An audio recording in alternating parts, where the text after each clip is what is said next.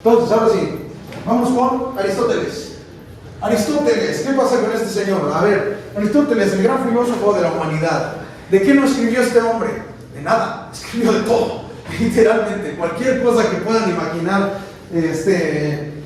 astronomía, biología, botánica, o sea, de todo escribió, ética, política, absolutamente todo. Es prácticamente el fundador de probablemente la mitad de las ciencias que existen a día de hoy. Este hombre era alumno de Platón, ¿no? La idea que tenían todos, evidentemente, es que al ser alumno de Platón, iba a heredar su dominio en la academia, ¿no? Pero ¿qué es lo que pasa? Que Aristóteles dice, no, yo no quiero seguir fraguando o alimentándome de lo que el padre me dio, ¿no? Entonces me voy a separar de esa cuestión y voy a fundar el liceo. Esa es la diferencia. Platón, la academia; Aristóteles, el liceo. Que llevan otro tipo de enseñanza.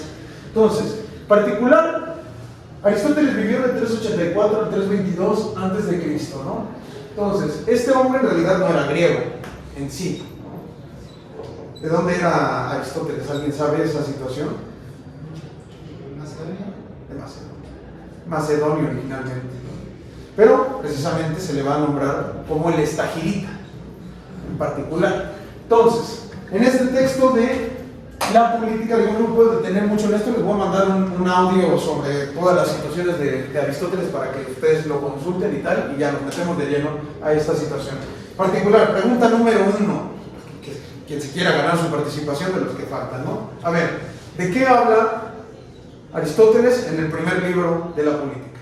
Que recuerden que la principal cuestión que se abarca es sobre la conformación de la polis, ¿no? Por ejemplo, Aristóteles abarca que él se va, creo que de lo general a lo particular, y en general el libro trata sobre esta conformación de que la primera... No de lo general a lo particular. Bueno. Hay que tener esto al revés.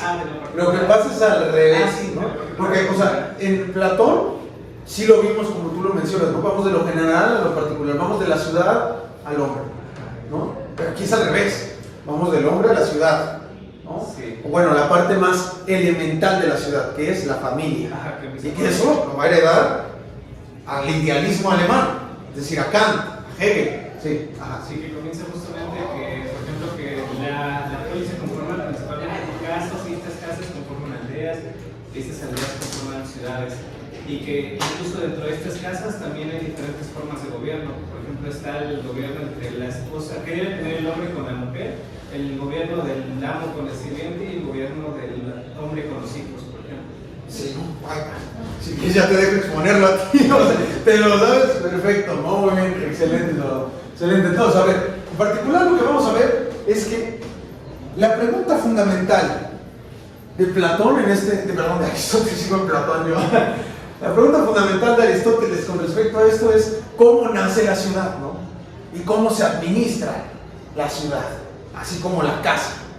Esta es la lógica. Entonces, nos va a decir, una ciudad es una comunidad destinada a la construcción del bien, ¿no? Que es cosa fundamental. O sea, este primer postulado es fundamental. ¿Por qué? Porque no se trata entonces de que la ciudad surge por el bien y la justicia.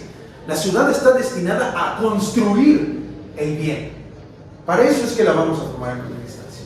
Y ahí es donde nos advierte Aristóteles, ¿no? ¿Cómo vamos a llevar a cabo el análisis de esta cuestión? A través de un método holístico, que ahora sí es el que nos mencionas, ¿no? ¿En qué consiste el método holístico? En descomponer en los elementos más simples a los fenómenos que queremos ver, ¿no?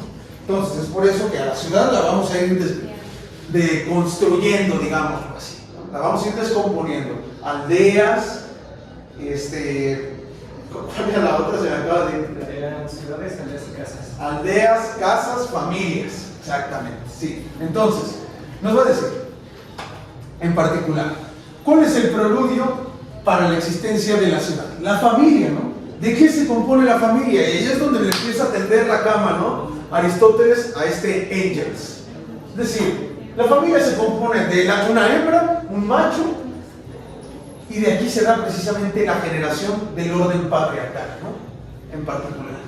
Nos va a decir entonces que esta familia va a tender naturalmente a dejar una descendencia parecida a uno mismo, ¿no? Por eso es que van a desear reproducirse. Entonces, nos va a establecer ¿qué es lo que necesitamos para una familia y un hogar. Número uno, necesitamos un techo, necesitamos trabajo y necesitamos una mujer.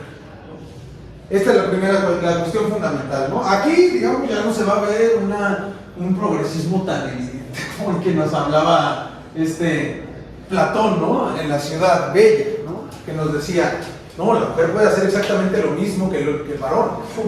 Aquí Aristóteles es mucho más misógino, para decirlo de esta manera. Esa es la realidad. Entonces, nos va a decir, y en particular nos va a decir, ¿no? que la mujer pertenece a quien tiene el señorío del hogar, es decir, al varón. Y ahí es mucho más específico al respecto, ¿no? Que se contraria con lo que vimos con Platón, ¿no? Que nadie le pertenece a nadie. En este sentido, Aristóteles no está pregando por ver cómo podrían o deberían ser las cosas. Aristóteles a lo que se está abocando es a analizar particularmente las instituciones de su tiempo. Por eso es que se va a dedicar a analizar la familia patriarcal, dicho de cierta manera, y la esclavitud. Son dos cuestiones fundamentales para la sociedad de su tiempo, ¿no? Entonces, nos va a decir, la casa es una comunidad familiar que se compone de hombre y mujer, que crea hijos y que también se compone de esclavos y bienes, ¿no? En este momento, digamos, los esclavos y los bienes son prácticamente la misma cosa. Nos va a decir, ¿por qué hay necesidad de esclavos? ¿Por qué alguien tiene que hacer las cosas? ¿Sabes lo que dice? Así literalmente así lo escribe. Alguien tiene que hacer las cosas, ¿no? Alguien tiene que talachar, alguien tiene que chambear, y no va a ser evidentemente ni la mujer ni la persona que está a cargo de todo el hogar, ¿no? A ver, ¿qué es lo que va a destacar particularmente la diferencia entre al esclavo y el hombre libre, ¿no? Aquí el que tiene el señorío. Número uno, la capacidad de prevención, ¿no? Esta capacidad de prevención se va a traducir en una capacidad de mando que se da a través de la mente, ¿no? Aquellos que tienen esta capacidad de prevención únicamente a través del cuerpo son aquellos que están destinados a obedecer. Es decir, la lógica de Aristóteles nos dice, naturalmente hay gente que está destinada a mandar y hay gente que naturalmente está destinada a obedecer, ¿sí? Aquellos que pueden prever con la mente son los que están destinados a mandar. Aquellos que prevén con el cuerpo son los que obedecen. Entonces, nos va a decir, ¿cuál es la diferencia en particular entre los esclavos? Aquí recapitulo, ¿no? Hay una diferencia que se establece precisamente entre los esclavos y las mujeres, ¿no? Es decir, no son lo mismo. Esclavos y mujeres no son lo mismo fundamentalmente. Pero, aquí cuando venimos con el pero ya hay problema, ¿no? Pero, entre bárbaros, mujeres y esclavos, va a decir que si hay una situación vinculante, que las tres carecen de un elemento gobernante, ¿no? Es decir, este elemento gobernante, esta capacidad del mando. Ni los bárbaros, ¿a quién se refiere? A los persas, ¿no? Ni los esclavos, ni las mujeres tienen esta capacidad de mando, naturalmente dada. Por ende, la comunidad se va a componer entonces, la comunidad de los esclavos se va a componer igualmente de un macho y de una hembra, ¿no? Entonces, pasamos de eso al siguiente apartado, ¿no? Nos va a decir ahora sí cómo se compone el Estado. Va a haber una comunidad de varias casas a las que se le va a dar el nombre de aldea. A la comunidad perfecta de aldeas se le va a dar el nombre de ciudad, ¿no? La ciudad, ¿qué es lo que va a tratar de traducir? El nivel más alto de autosuficiencia. ¿Cuál es la lógica de la ciudad? Entonces, a ver, ¿para qué queremos crear una ciudad? Y aquí ya se trata de usar cabeza, ¿no? Esto no está en el texto. Venga, ¿para qué queremos crear una ciudad? Si lo que queremos es el nivel más alto de autosuficiencia. A ver. Pues el mismo texto dice que una ciudad es la comunidad de familia y aldeas para una vida perfecta y autosuficiente, que es lo que acaba de decir, ¿no? ¿Pero qué significa ser autosuficiente? Pues que tú solo buscas lo que necesitas. Es decir, por ejemplo, digamos, podríamos decir que bajo la lógica de Aristóteles, Ucrania sería un estado. No podríamos, ¿no? Si depende completamente de la ayuda de Estados Unidos y de la Unión Europea. Por sí misma no puede defenderse de Rusia, ¿no? Entonces, esto es un aspecto extremadamente importante porque en realidad, a día de hoy, son muy pocos estados los que pueden genuinamente garantizar su autosuficiencia, ¿no? Entonces, o sea, digamos, aquí en México tenemos una crisis energética. ¿Por qué? Pues es una gran pregunta. Tenemos un montón de recursos. ¿Qué demonios le estamos comprando energía eléctrica a Texas? Algo que verdaderamente nos deja entrever lo mal administrado que estaba este estado, ¿no? Y que está todavía, porque eso no se ha deshecho. Entonces, la lógica es esto, ¿no?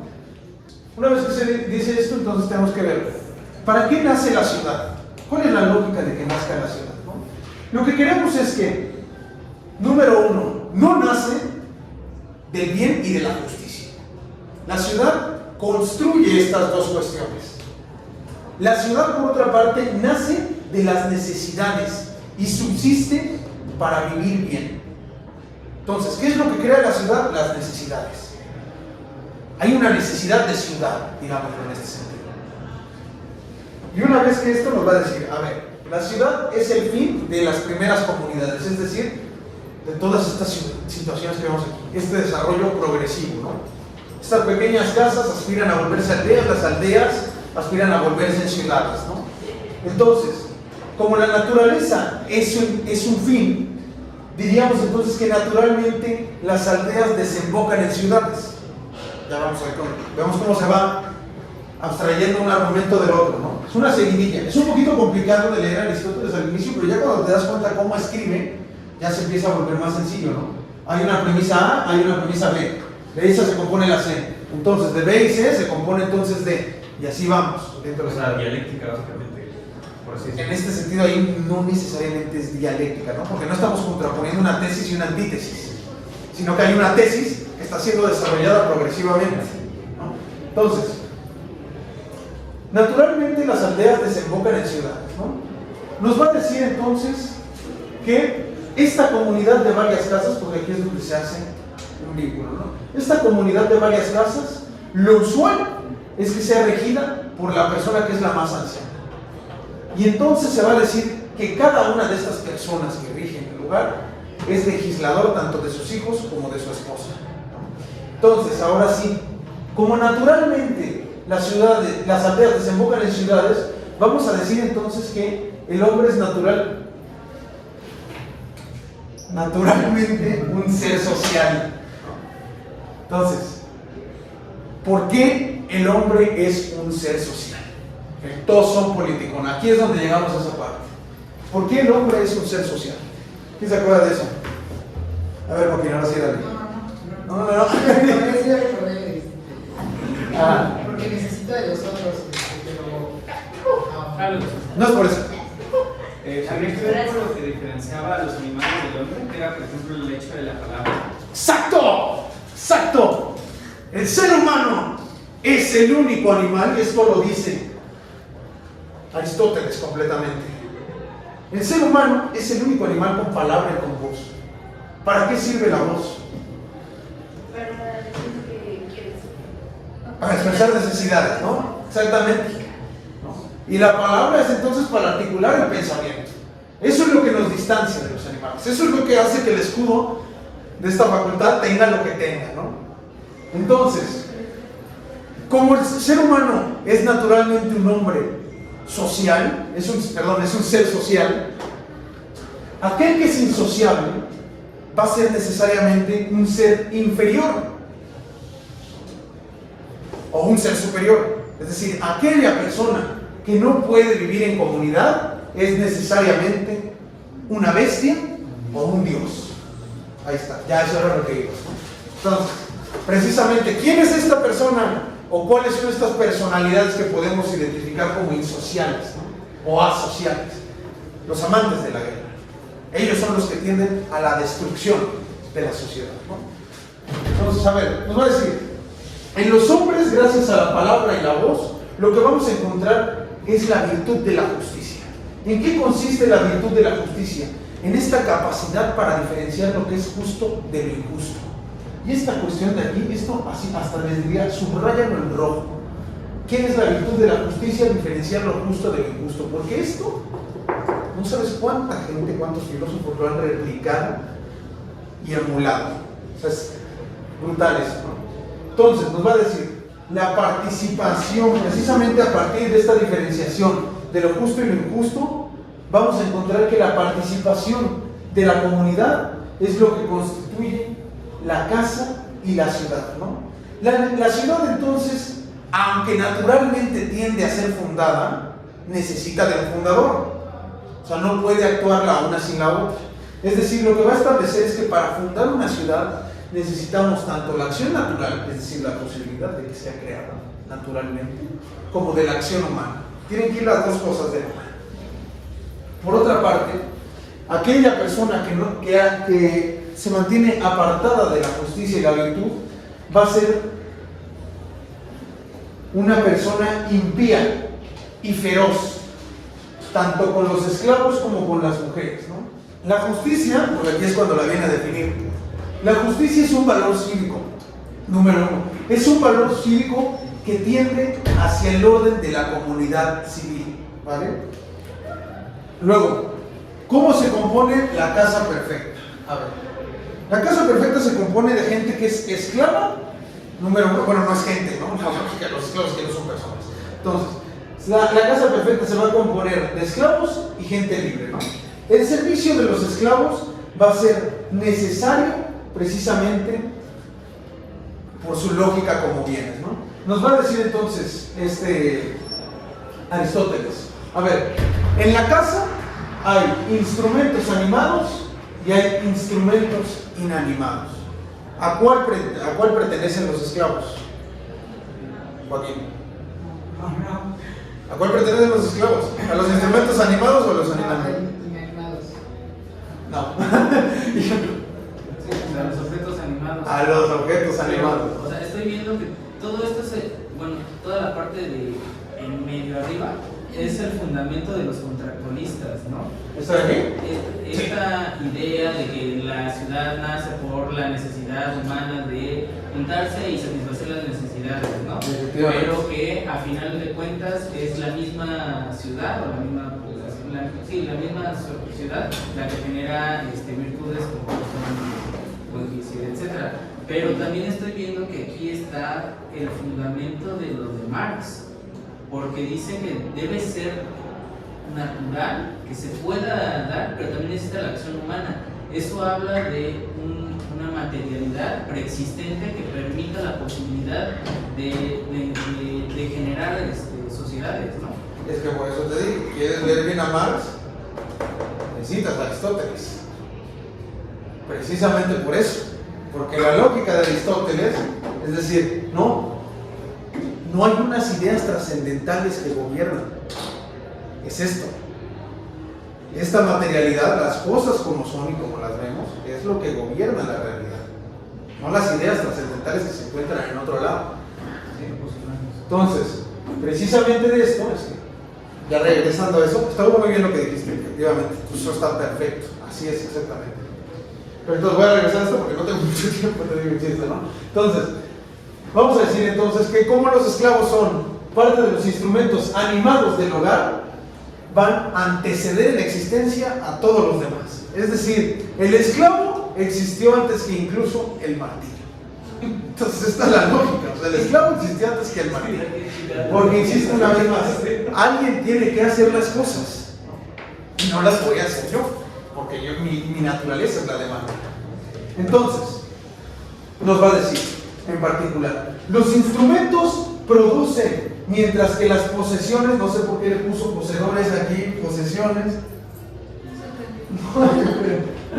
mientras que las posesiones son los instrumentos de acción, ¿no? Y aquí es donde entonces tenemos que hacer una diferenciación en particular. ¿Por qué? A ver, número uno, entre la producción, ¿no? A ver, nos va a decir, ¿qué es la producción, no? Porque nos dice, a ver, los instrumentos producen, es decir, los instrumentos se destinan a la producción, mientras que las posiciones son los instrumentos de acción, ¿no? Hay que ver entonces si entonces los esclavos son solamente instrumentos o si también son posesiones. ¿Son una cosa, la otra, o son dos cosas al mismo tiempo, ¿no?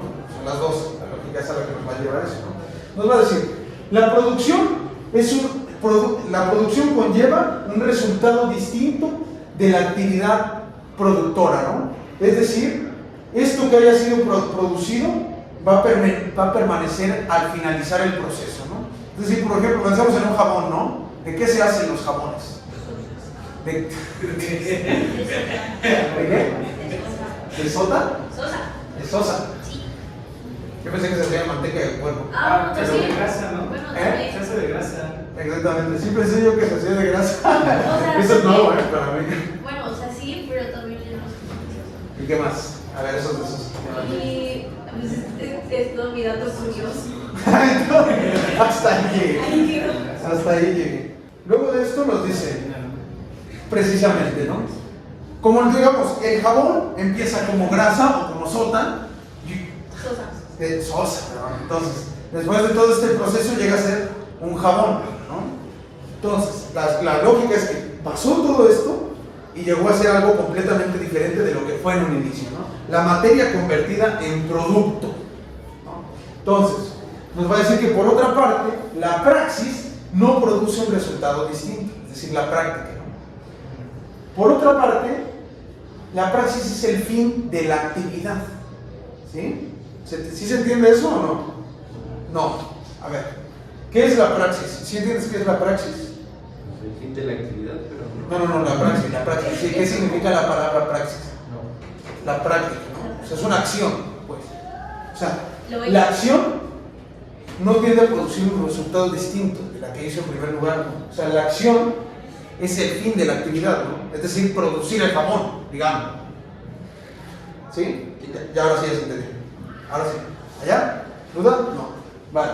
Entonces, después de haber dicho esto, nos va a decir, a ver, este esclavo lo que sucede es que le pertenece al amo, por esta lógica que hemos introducido aquí y acá, le pertenece al amo tanto en la utilidad que tiene para el amo como en su identidad.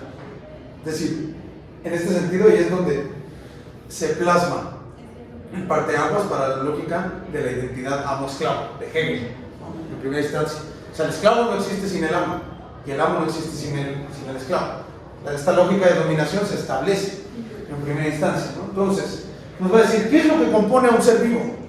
Un ser vivo lo compone el cuerpo y el alma, ¿no? Entonces, siempre y cuando este ser vivo haya sido formado de acuerdo a la justicia y la bondad, veremos entonces el dominio del alma sobre el cuerpo. Cuando sea de acuerdo a la vileza, veremos lo inverso, el dominio del cuerpo sobre el alma, ¿no? Entonces, aquí es donde tenemos que volver a la cuestión de aquí, ¿sí? Para entender que es un ser vivo el esclavo, sí es un ser vivo, pero la lógica aquí es que nos va a decir, como nos va a solicitar Aristóteles el gobierno de las emociones a través de la razón, nos va a decir, el esclavo sí participa de la razón, pero no sin comprenderla en realidad. Entonces, la lógica del esclavo es que es una posesión porque le pertenece a otro y no le pertenece y no se pertenece a sí mismo, ¿no? Entonces, dicho eso, la naturaleza del esclavo es precisamente la que conlleva su utilidad e identidad para el mismo amo. Entonces, ahí es cuando sí podemos pasar ahora a la siguiente parte, ¿no? Digamos, la diferencia entre propiedad y adquisición, ¿no? Porque diríamos entonces, ya tenemos claro, que el esclavo es tanto una posesión del amo como su instrumento, ¿no? Ya quedó eso clarísimo. Sí. Entonces, dicho y eso, ¿cómo nos hacemos de los esclavos? ¿No? ¿Cuál es la lógica por la cual puedo yo adquirir esclavos? Número uno, la propiedad conforma al hogar, mientras que la adquisición se trata de la administración doméstica. La administración doméstica que se traduce como la palabra economía. ¿Qué es la economía en primera instancia? Es la administración de la escasez. La administración del hogar. Ah, ok. Sí, ¿no? O sea, esa es la primera parte. La administración del hogar. Esto es lo primero, lo fundamental, ¿no? Después de eso, nos va a decir, a ver, mandar y obedecer es el destino natural siempre y cuando haya poder. Ahí donde hay poder, ahí donde hay una relación de poder, hay una lógica a acciones en común. ¿Sí? Hay objetivos en común que quieren ser logrados. ¿Por qué? Porque entonces, en estas obras en común, en estos objetivos en común, la lógica es que van a existir gente que es dominada y gente que domina. Entonces, esos dominados, digamos, serían los similares a los esclavos, ¿no? Estos esclavos a los que va a asimilar y a comparar con animales, ¿no? Porque va a decir los esclavos como participan de la razón, pero no conocen la razón, son más semejantes a animales que a seres humanos, ¿no? O sea, digamos, esta lógica, o sea, lo que quiere quedar claro aquí es esta lógica de cómo podemos marginar a cierto grupo, ¿no? Es lo mismo que pasa con los criminales a día de hoy. Para marginarlos y para justificar su sufrimiento y la posesión y señorío que tenemos sobre todos ellos, hay que rebajarlos de su condición de seres humanos. De otra forma, esta acción de dominación no sería posible, porque entre hombres y mujeres libres no nos podemos dominar, ¿no? La lógica es que cada uno sea dueño de sí mismo. Es como decir que son pura doxa y nada de episteme, pura forma y sin fondo, ¿no? Ni siquiera son doxa. O sea, es que no llegan ni a doxa. Los esclavos, la lógica de aquí no son ni doxa, son ignorancia completa. No son la apariencia, son el no ser. ¿Sí? No son seres humanos, son instrumentos, son posesiones, no son seres humanos. Esta es la lógica, están completamente desprovistos de humanidad. Si les diéramos un mínimo fragmento de humanidad, ya no podríamos poseerlos. Es como, bueno, va a sonar feo, pero es como los perritos para que cuiden mi hogar. Con los perritos. Ajá, porque yo... Bueno, si tu perrito sabe barrer, pues increíble, ¿no? Pero no, así como de símbolo de protección, de que adquiere nada más para que... De guardia para el trabajo del hogar. Ajá, bueno, Sí. En este caso para hacer... Digamos que serían tus aspiradoras, ¿no? Las aspiradoras esas que ahora ya les picas y hacen todo, así, esa es la lógica del ser. O sea, ni siquiera se ve como un... Ajá, justo como un ser pensante. Es que no, El perrito, exactamente. Sabes que piensa y sabes... Porque es un ser sintiente, ¿no? Ya se le asimila de esa manera. Ajá, y sabes que como que te entiende, pero en este caso ya no, o sea... No, claro que te entiende, O sea, sí. pero por eso es como un animal. Le das órdenes, o sea, tú le dices al perro, siéntate, y se sienta, a menos de que lo tengas muy mal educado, ¿no? La idea es que a tu perro le chasque los dedos o le digas siéntate y se va a sentar. Te obedece.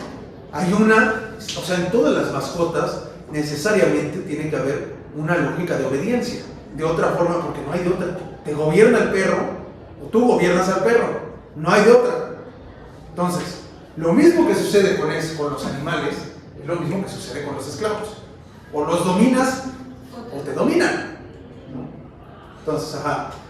Yo iba a comentar que sí, ese era el argumento que utilizaban, porque recuerdo que, y más o menos porque no estoy acabando de ver esa parte del libro, que así era como justificaban el tema de la esclavitud, ¿no? Porque, por ejemplo, era injusto si tú desproveías de su libertad a un hombre libre, ¿no? Pero claro. si tú le quitas, por ejemplo, desde el principio esa facción de hombre libre, pues ya no es injusto porque no le estás desprivando de nada, ¿no?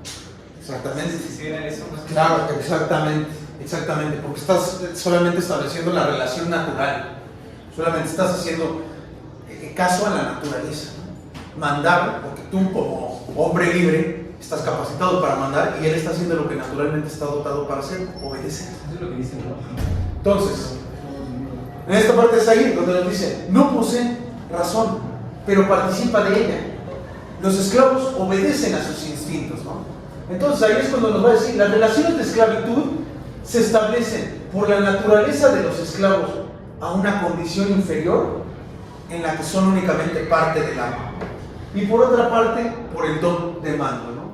Entonces nos va a decir, el gobierno doméstico es como una monarquía, es lo mismo que una monarquía, pero el gobierno político es cosa distinta, porque el gobierno político se trata de una dominación sobre hombres libres e iguales. No puede ser la misma cuestión. Entonces, ahí es donde nos va a decir, la ciencia del esclavo es atender a cosas serviles. ¿Cuáles son las cosas serviles para Aristóteles? Barrer, trapear, hacer de comer, o sea, cosas que le corresponden a la servidumbre, en la lógica de Aristóteles, ¿no? Es decir, todo lo que tiene que ver hacer trabajo con el cuerpo, eso es servil. La gente que no es servil no hace eso.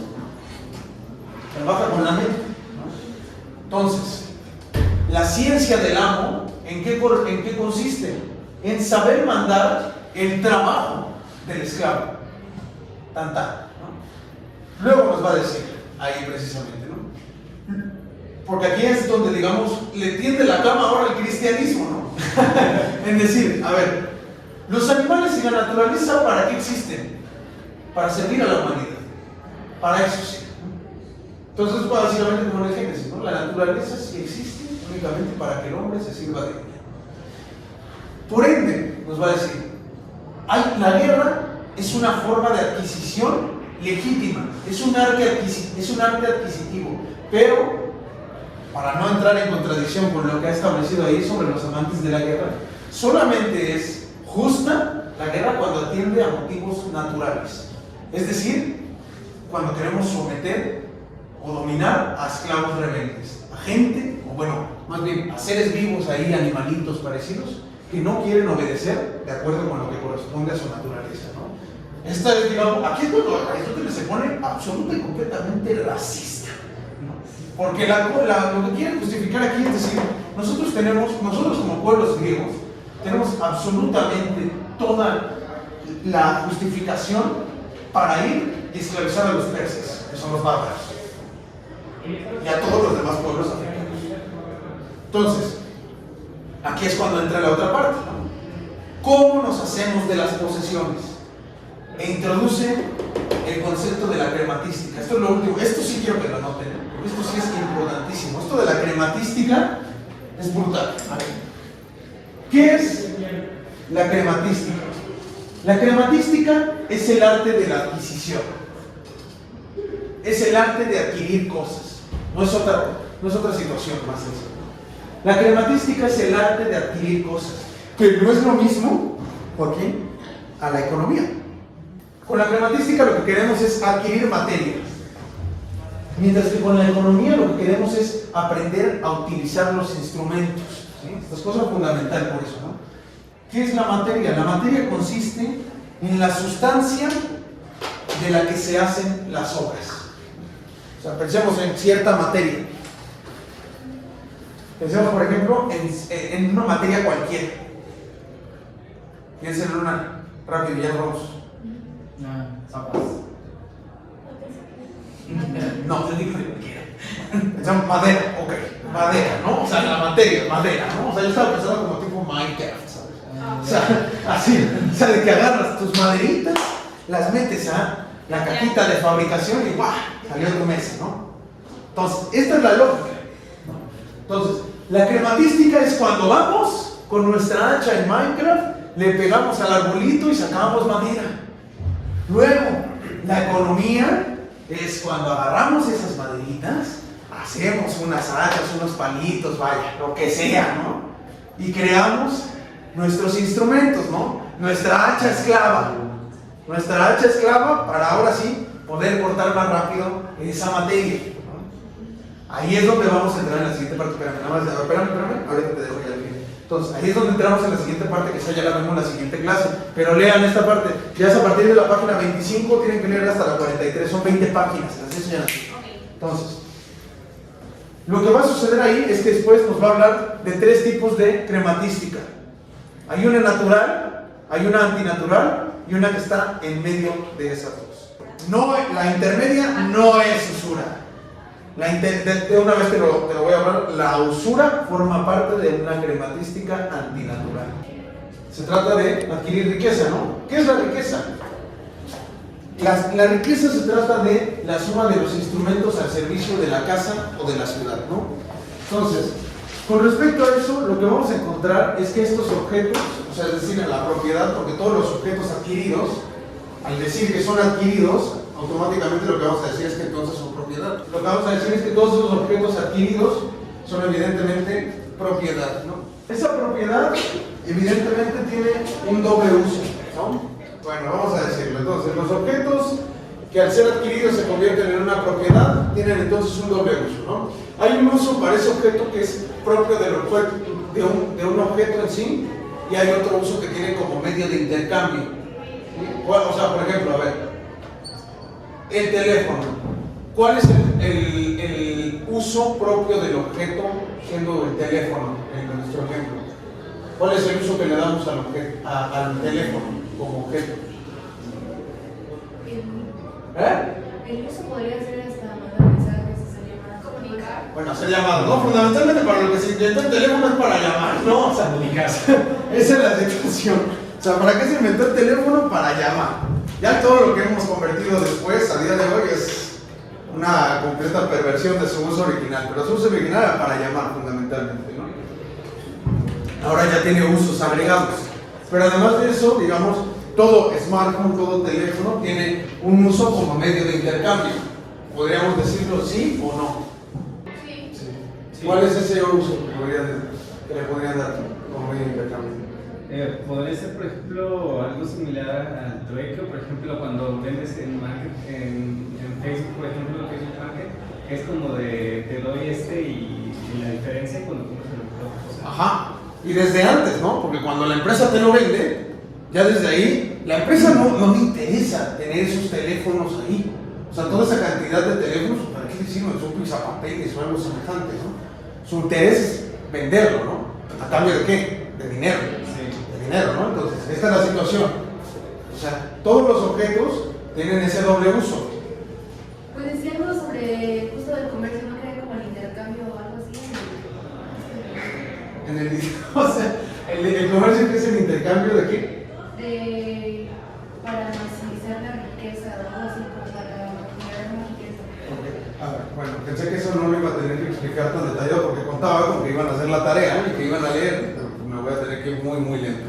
Bueno, de hecho, en este capítulo habla acerca, Aristóteles habla acerca de cómo va surgiendo precisamente la moneda, ¿no? Que va surgiendo para suplir como esta función de intercambio que tienen los bienes, ¿no? Porque habla sobre que sería muy complicado, pues obviamente, transportar bienes para el intercambio. Por eso hace la analogía del zapato, ¿no? De que un zapato puede tener el uso de usarlo, pero también de objeto cambiable. Y en base a ello, hablaba acerca de que la crematística tenía como cierta tendencia a convertir otras cosas en crematística, ¿no? Y por eso hablaba de que el fin de la moneda en sí mismo era ser gastado, precisamente para traducir este valor de cambio. Claro. Y la crematística lo que hacía de cierta manera era como corromper este uso original, y entonces ya se veía como una meta en sí el acumular riqueza, cuando realmente el objetivo original de la moneda precisamente era nada más ser intercambiable. Sí.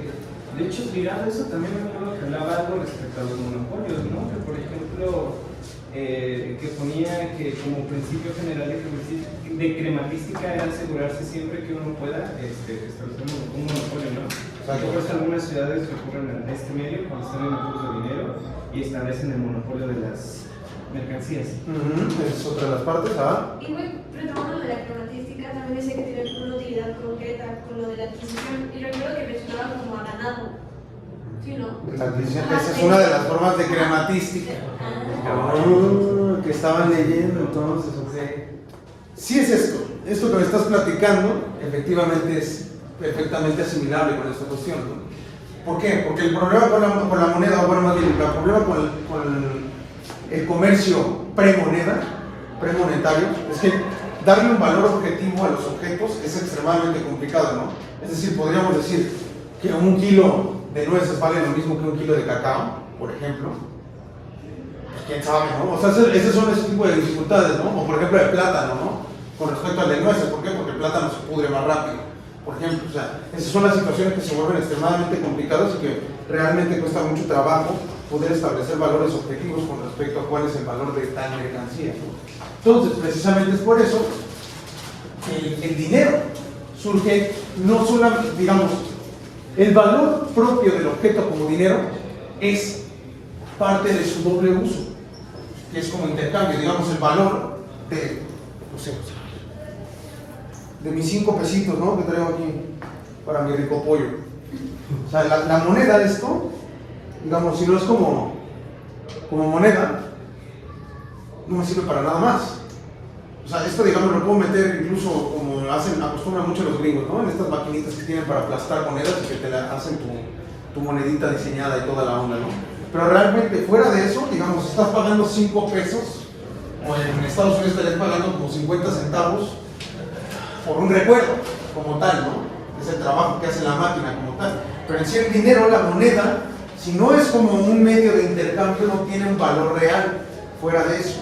O sea, digamos, un billete de 100 pesos, si te dijeran, a menos de que sea de colección, ¿no? Por ejemplo, pero ahí ya tendríamos que estar hablando de fetichización de la mercancía, ya tendríamos que ponernos más marxistas al respecto, ¿no? Con esta situación.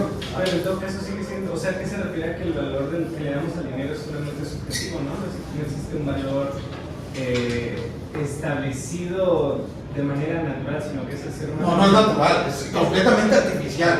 Y eso es precisamente donde va a surgir la usura, que esa es la parte que me interesaba que ustedes leyeran y que le dieran desarrollo a eso, ¿no? Pero bien, entonces, la situación con eso, con estos objetos que son propiedad y que tienen un doble uso, parte precisamente de que evidentemente unos van a tener más y otros van a tener menos, ¿no? Esa es, digamos, la tendencia natural.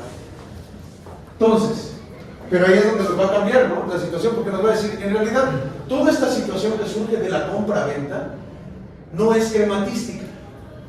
No es crematística en un inicio.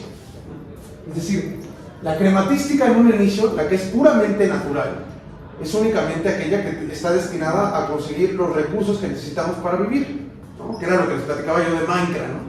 O sea, vamos nosotros, bueno, no iríamos nosotros, ¿verdad? Porque el trabajo de cuerpo lo tienen que hacer los esclavos, ¿no? Mandamos a nuestros esclavos a que se agarren a golpes con un árbol para que nos bajen la madera, ya nosotros la ponemos a otros esclavos a hacer, digamos, los instrumentos que necesitamos para que esos otros instrumentos animados trabajen mejor para nosotros, y entonces así es como nos vamos haciendo, digamos, de recursos y de materiales necesarios e indispensables para nuestra vida, ¿no? Bien sea para el ganado, para la agricultura o para ciertos materiales en específico que necesitamos para nuestros hogares, ¿no? Pero en fin, entonces, por eso es que en un inicio la compraventa no se puede asimilar como crematística, en un inicio, así mayúsculas, en un inicio. Entonces, lo que va a surgir particularmente es que en la crematística vamos a ver un cambio, ¿no? O sea, el cambio va a ser como una especie de garantía, de una garantía que va a salvaguardar el que unos tengan más y otros tengan menos. Eso va a ser, digamos, suficiente en primera instancia. Pero ahí es entonces cuando nos introduce Aristóteles esta cuestión, ¿no? Bueno, toda esta situación se dio perfectamente bien, normal, hasta que nos vimos necesitados de crear un medio objetivo para la transacción, ¿no? Bueno, para el intercambio de bienes, más bien, que es cuando surge la moneda, ¿no? La moneda surge cuando las relaciones entre la importación y la exportación se incrementan de una manera que ya no es controlable, ¿no? Entonces, lo que hace es que con este incremento exponencial en las relaciones de importación y de exportación, lo que se crea es una insostenibilidad de las transacciones, es decir, rebasa, ¿no?, a lo que es, digamos, adquisible por medio del trueque únicamente, ¿no? Entonces, ¿sí se entiende, sí saben qué es la importación y qué es la exportación, ¿no? ¿Sí? ¿Todos? ¿O alguien así que diga, no, yo no sé qué es la importación y la exportación? No, todos hablamos. Ok, perfecto. Entonces, lo que sucede es que una vez que se ha creado este ambiente incrementado de intercambio, es que una vez que hemos llegado a este punto, vamos a llegar a una especie de acuerdo, ¿no? En la que vamos a decir, ok, estas cosas hechas de metal, les vamos a imprimir una especie de sello, ¿no? Que es lo que vemos en estas monedas, ¿no? En particular, ¿no? Hasta nos van a decir perfectamente el Banco de México, ¿no? Nos dice, a ver cómo se ve una moneda real en una falsificación. Nos dice, bueno, hasta tener que estar grabado de esta manera, tiene un águila, tienen el 5, específicamente estos simbolitos de acá, bla, bla, bla, y el calendario maya, ¿no? Algunas de ellas, creo que es la de 10 pesos que traes. Entonces, la cuestión es eso, ¿no? ¿Qué es lo que significa que esté marcado? El hecho de que ese metal esté marcado, es decir, que esté diferenciado de otros metales, es precisamente lo que le da el valor como tal, ¿no? O sea, no es lo mismo que yo llegue contigo, o sea, por ejemplo, la mayoría de las monedas eran hechas antes con plata, ¿no? No es lo mismo que yo llegue con una onza de plata a intercambiar, a que esa onza de plata esté marcada y ya esté, digamos, diferenciada de una onza de plata normal y corriente, ¿no? Digamos, este apartado artificial del dinero, precisamente lo que hace que la moneda tenga un valor objetivo y para una comunidad política específica o económica, ¿no? En este sentido ya no solo es una comunidad política, es también una comunidad económica. Por ejemplo, lo que sucede con la Unión Europea y el euro, ¿no? Entonces, una vez que surge esto? Es solo, única y específicamente hasta que se inventa el dinero, que ahí sí ya podemos hablar de la creación de la crematística del comercio. Única y exclusivamente. Esta crematística del comercio es una crematística pura y únicamente antinatural, ¿sí? Esta ya no es una crematística natural en la que nada más, o sea, digamos, nosotros tenemos el derecho de adquirir todo lo que naturalmente necesitamos para sostenernos, ¿no? Que es lo que estamos viendo con Locke, por ejemplo. Entonces, en este caso, ya introducimos la lógica de la compra-venta. ¿Hasta aquí vamos bien? Sí, ok, bien. Entonces, ahora sí tenemos que cuestionarnos, ¿cuál es la función de la crematística? Bien, lo que quiere hacer la crematística es contestar una pregunta fundamental, ¿no? ¿De dónde podemos obtener la abundancia de recursos? Porque digamos, eventualmente habíamos hablado sobre eso, ¿no? Mandábamos a nuestros esclavos a que consigan las cosas para nosotros, que los sostengamos, todo esto, ¿no? Pero la forma más objetiva, más rápida y estable de mantener una abundancia de recursos es a través del dinero, de la moneda. ¿Por qué? ¿Qué es lo que sucede con la moneda? Con el dinero en particular, a diferencia de la materia. Bueno, da cierta estabilidad, ¿no? Que no se pudre, no se echa a perder. Se puede oxidar la moneda después de un tanto tiempo y aún así no pierde su valor, siempre y cuando la puedas limpiar o algo por el estilo. Eso no sucede, por ejemplo, con las flores. Las flores se echan a perder. Los boings se echan a perder. Los boings, es que vi que estaba tomando un boing, entonces lo tomé como ejemplo rápidamente. Pero entonces, lo que pasa es que el dinero no se echa a perder. Entonces, por eso es que a través de la moneda es que podemos garantizar una abundancia de recursos. Pero lo que sucede es que naturalmente esta tendencia acumulativa tiende a ser ilimitada, ¿no? Y una vez que lo hemos visto, que esta tendencia a acumular el dinero de manera ilimitada se ha visto introducida, es que entonces vamos a ver un incremento de las propiedades. ¿Por qué? Porque incrementar las propiedades es lo mismo que vivir bien, ¿no? ¿Por qué? Porque al final de cuentas ese es el fin de la economía doméstica. El fin de la economía doméstica es vivir bien. Para vivir bien, ¿qué necesito? Más propiedades y abundancia de recursos. Es decir, que yo pueda sostener a todos los miembros de mi hogar perfectamente bien, que no les falte nada. En la medida de lo que es posible, acumular esto de manera ilimitada, ¿no? Entonces,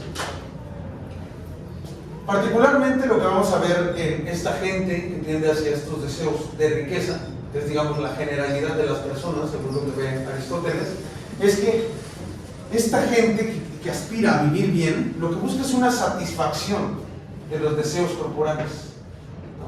Ya habíamos hablado un poco con Platón con respecto a los deseos corporales, ¿no? ¿Qué es lo que pasa con los deseos corporales?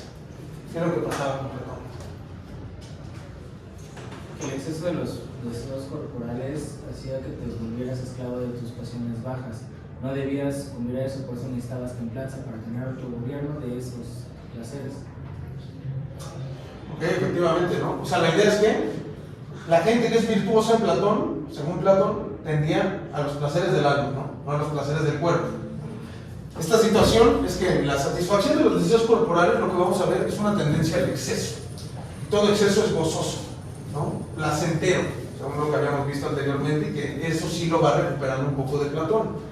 Entonces, en esta pretensión de obtener todo el goce posible, esta gente que se ve inmersa en esta dinámica, lo que va a tender a hacer es encontrar un oficio que llegue a la satisfacción de esos deseos corporales. ¿Cuál será ese oficio al que se dedicarán? Si lo que quieren es obtener la mayor cantidad de dinero, ¿a qué se dedicarán? Al comercio. Si el que diga a la política lo repruebo. Entonces, al comercio. Entonces, efectivamente, ¿no? Se van a dedicar entonces al comercio. Efectivamente. Entonces, a partir de eso, entonces, ahora sí es que llega a la pregunta que ustedes deberían haber contestado para el día de hoy. Los tipos de crematística, ¿cuáles son? Hay dos, fundamentalmente. Una crematística necesaria y una crematística innecesaria. ¿Cuál será? ¿Cuál se imaginan que será la crematística necesaria? La natural. La natural, evidentemente, esa es la crematística necesaria. Pero también el comercio, la compraventa, después de haber sido introducido el hecho de la moneda, ya se vuelve en cierta medida necesaria, ¿no? Pero no innecesaria, lo que vamos a encontrar es también al comercio, desde otro enfoque, que es el de la usura. ¿Esa palabra la han escuchado? ¿De qué se trata? ¿Sí? ¿Quién ha escuchado esa palabra, usura? 1, 2, 3. Ok. Me suena que es cuando son como muy avariciosos, acaparadores de dinero, ¿no? Ok, algo así, ok. ¿Tú qué has escuchado, Emilio? Sí, eso es lo de préstamos. ¿Lo de préstamos? Sí. ¿Y tú? Bueno, normalmente se le llama usurera a quien presta dinero A a Carlos crédito. Slim y Salinas Pliego. Pero como yo lo había escuchado, era como una especie de adjetivo despectivo para decirle ladrón a las personas que prestaban por réditos, porque los réditos, pues la verdad sí se considera como robo. Si no tienes el permiso, se considera robo. Sí, efectivamente, ¿no? A ver, entonces, precisamente ya tienen una mínima dimensión, ¿no? Bueno, algunos, de qué se trata la usura. O sea, aquí lo interesante de Aristóteles aquí es que precisamente entra en la discusión sobre la usura desde una perspectiva ética y política. Por eso es tan importante que esta parte la deberían haber leído. ¿Sí? Entonces, la usura lo que es la ganancia del dinero por el dinero, como tal. A ver, ¿cuál habíamos dicho que es el uso del dinero? Intercambiar. Sería intercambiado. Pero ¿qué sucede si entonces lo que tú como usurero pretendes hacer es obtener el dinero para reproducir más dinero? No sé, yo lo veo como la inversión.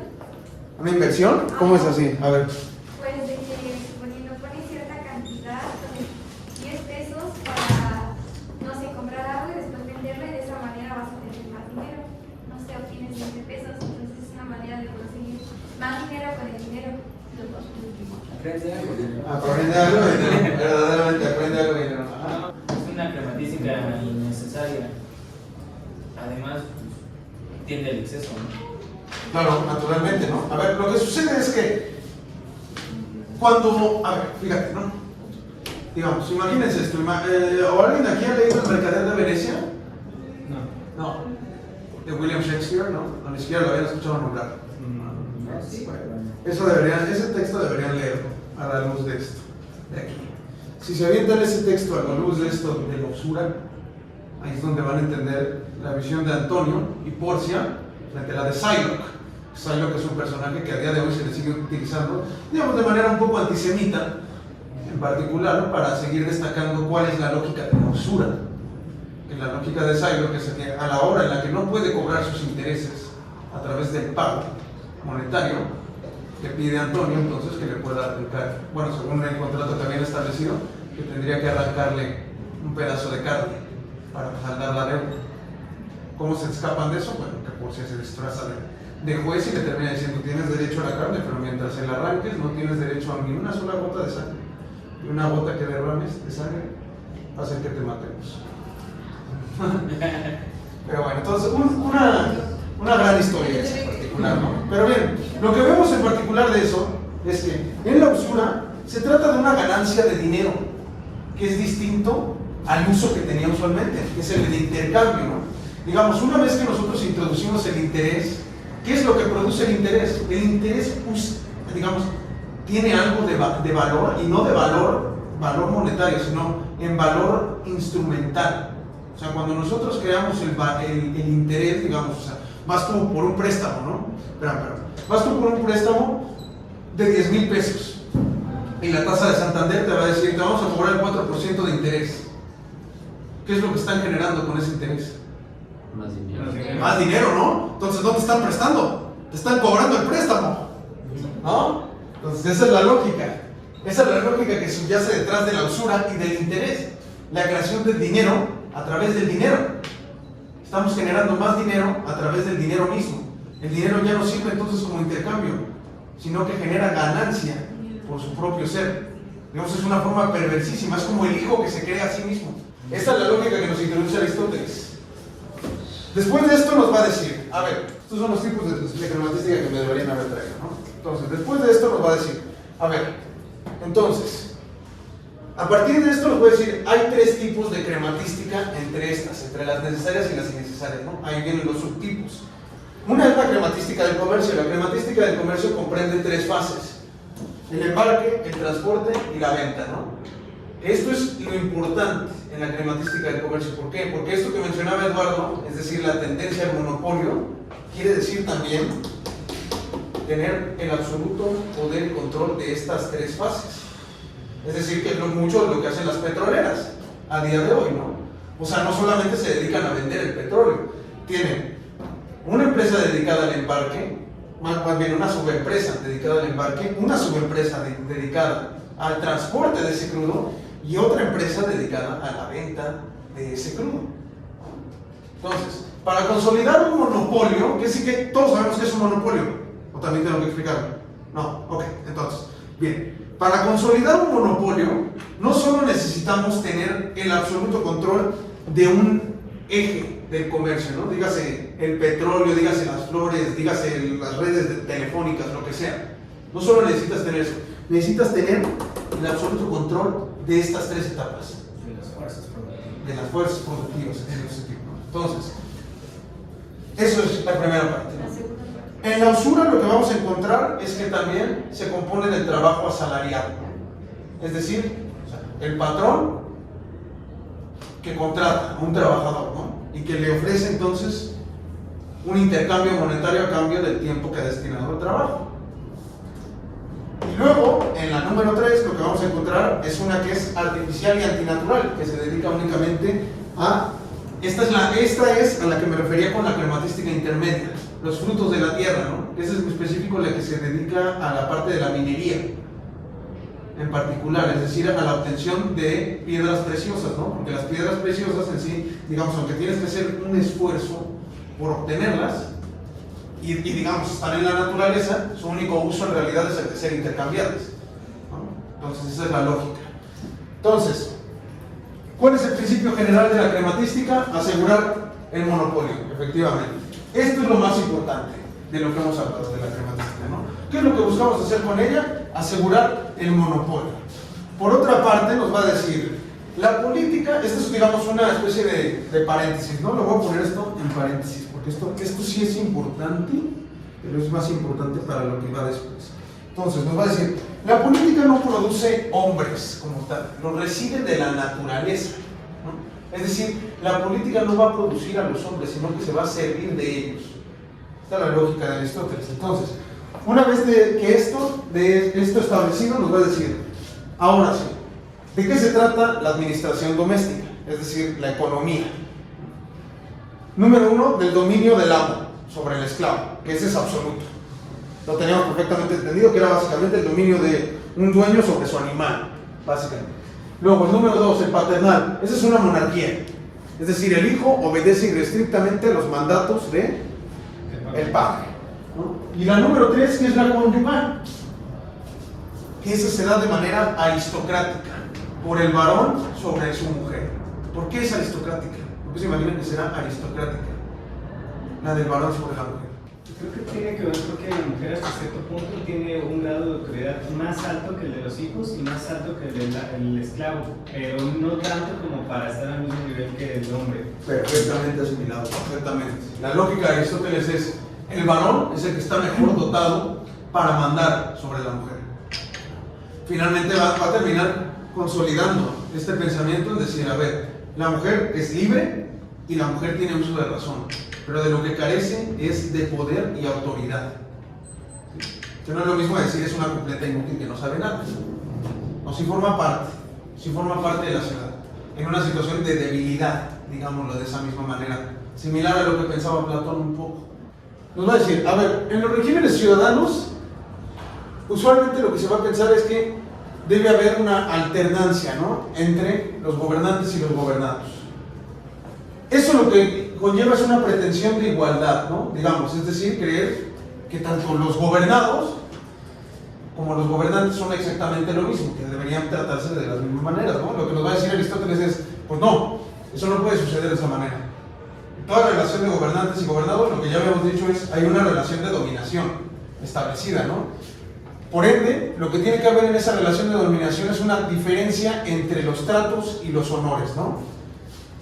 ¿Dónde vamos a ver eso en particular? En la diferencia que se da entre el mando y la obediencia. ¿Por qué? Porque el mando en particular tiende a una virtud sobre acciones específicas.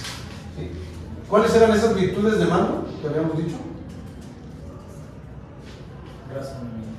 El razonamiento, ¿no? Efectivamente. Trabajo mental, digamos. Mientras que la obediencia tiene una virtud específica que es la de el trabajo corporal, ¿no? Exactamente. Entonces, nos va a decir que aparte de eso, todos los miembros de la casa, es decir, todos estos de aquí, van a tener que participar de una virtud moral, ¿no? Pero eso con respecto a las cosas específicas que les toca hacer dentro del hogar. Entonces, nos va a decir, ¿cuál es la virtud del varón dentro de la casa? La deliberación, número 1. La mujer también tiene una virtud de deliberación, pero no al mismo nivel que el varón. Es decir, solamente tiene virtud de deliberación sobre estos de acá. El infante en sí lo que va a decir es que su virtud depende en realidad de la madurez y guía de la persona que esté a cargo de él. Es decir, fundamentalmente su virtud está a cargo del varón del hogar, ¿no? Y la virtud del esclavo depende del amo, ¿no? ¿Por qué? Porque entonces su virtud depende únicamente de su trabajo corporal, no de otra cosa. Entonces, en este sentido, así es como podemos ver que una vez que vamos de la virtud de la casa, podemos ir entonces a analizar la virtud de la ciudad, que la ciudad es, digamos, lo que es el final, ¿no? Es, digamos, el todo consolidado ya en esta situación. Por ello es que nos va a decir, a ver, lo importante es que eduquemos a las mujeres y a los niños conforme al régimen. Es importante, esta situación sí la voy a subrayar, ¿no? Es importante que eduquemos a las mujeres y a los niños conforme al régimen. ¿Por qué? Porque ellos son la mitad de población libre. La mujer sí posee entonces intelecto y virtud, pero no posee poder y autoridad, no tiene mando en el hogar. Ah, sí, de hecho, en esta parte del libro, bueno, en el capítulo 3 precisamente habla acerca de, bueno, habla de la definición de ciudadano, ¿no? De que va variando conforme al régimen. Exactamente. Que esa es la parte más importante, ¿no? Exactamente.